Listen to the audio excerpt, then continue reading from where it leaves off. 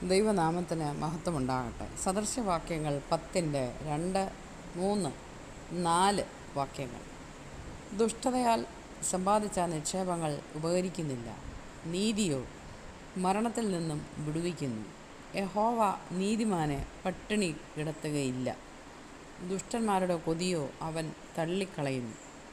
മടിയുള്ള കൈകൊണ്ട് പ്രവർത്തിക്കുന്നവൻ ദരിദ്രനായിത്തീരുന്നു, ഉത്സാഹിയുടെ കൈയോ സമ്പത്തുണ്ടാക്കുന്നു. വേനൽക്കാലത്ത് ശേഖരിച്ചു വയ്ക്കുന്നവൻ ബുദ്ധിമാൻ, കൊയ്ത്തുകാലത്ത് ഉറങ്ങുന്നവനോ നാണം കെട്ടവൻ. നീതിമാൻ്റെ ശിരസിന്മേൽ അനുഗ്രഹങ്ങൾ വരുന്നു.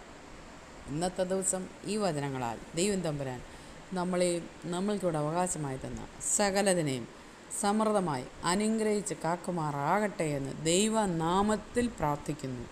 ആമേൻ.